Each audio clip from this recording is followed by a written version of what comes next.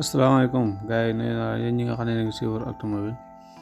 ñu ngi leen ndokkeel bu baax a baax di wax gën nañu def vidéo mais dara temps yi dañoo xaw a manqué temps rek loolu kese moo tax ñuy gëj a def vidéo tay bi nag ñu ngi ciy jégalu bu baax lan lañ ci fas kenn jàngale mooy WhatsApp gën nga WhatsApp jamono bu nekk rek ñu ngi gën di yeesalaat mais war nañ ci def vidéo yi bu yàgg-yàgg mais daal comme ni ma leen ko expliqué léegi loolu moo ci nekk voilà léegi lan la WhatsApp def lu beesaat pour nga bëgg ko am da ngay mise à jour sa téléphone da ngay mise à jour sa WhatsApp ngeen baal ma mise à jour seen WhatsApp ngeen ko bëgg a def defoon nañ ci vidéo da ngay dem ci Play Store bi nga xam ne fa la sa Play Store bi nekk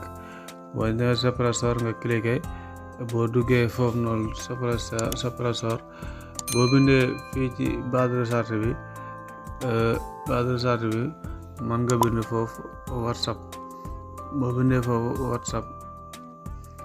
bu ko defee WhatsApp bi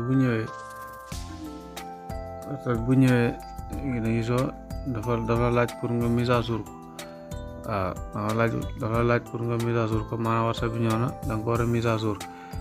jour mooy lii waaw bu la neexee mën nga ko ubbi ba mu gën a leer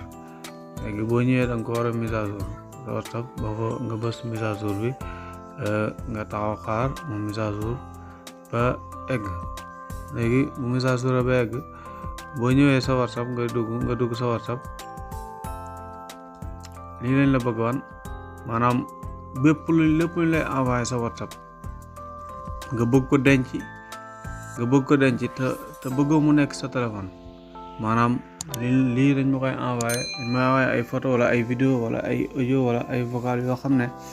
bëgg naa ko garder te mënul nekk sama téléphone léegi loolu pour nga garder ko WhatsApp yombalal na la ko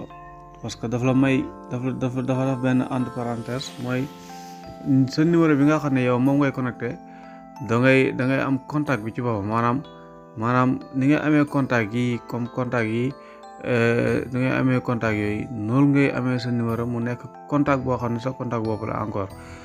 maanaam léegi nag loolu pour lan la comme tey par exemple tey envoyé nañ ma dara comme tey par exemple ma woon la ma dugg fii envoyé nañ ma comme bagage yi may jaay nii envoyé nañ ma choisir envoyé nañ ma ay vocal envoyé nañ ma portées yi gis nga portées yi léegi portées yi bëgg naa ko garder te bëgg naa si wax supprimer ko ci WhatsApp bii nii maanaam ki ma ko envoyé nii bëgg naa ko supprimer wala boog envoyé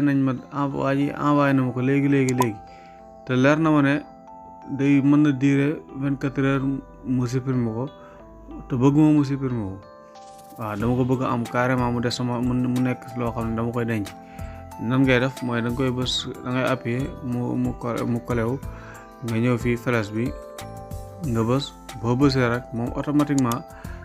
na la indil sa numéro gis nga vous lay def léegi sa numéro bu nekkee da nga ko enregistré sa téléphone bi gis nga lii mon crène la maanaam sama numéro crène bi la léegi moom la def loolu vous léegi foofu ngay laal boo appuyé foofu boo laalee foofu benn yoon nga wàcc ci flèche bi pour nga envoyé ko dafay mel ni comme si yaa ngi ko am na keneen koy envoyé photo yi fekk sa bopp nga koy envoyé pour garder ko léegi ñu bës gis nga flèche la gis nga photo yi day extra clear nañ génn nga xool nañ génn tableau bi wàcc gis nga photo yi maa ko envoyé sama bopp laa ko envoyé lii dama ko envoyé pour garder ko gis nga même bagage yi may jaay nii yëpp noonu laa ko garder même bagage yi may jaay nii yëpp maanaam noonu laa ko garder photo yi ma envoyé yëpp photo yi ma koy envoyé ma jël ko garder ko sama WhatsApp waaw léegi photo yi bu ma demee sama téléphone du ma ko fekk mais bu mu ñëwee sama kii bi bu WhatsApp bi naa ko fi gis nga envoyé vous une message mu lay bindal fi gis nga boo xoolee ci ko envoyé vous une message kon li nekk na li nga xam ne WhatsApp da koy yokk ci ay jumtukaayam waaye ci xaraleem pour bëgg ñi gën a jàppale pour gën a yombal li nga xam ne moom moo nekk liggéey bi. kon loolu moo waraloon vidéo bi ñu ngi lay wax ne bu nekkee abonné goo ci chaîne bi abonné gaaw nga bës cloche bi pour notification bi nga bokk ndax dina la permettre nga bokk ci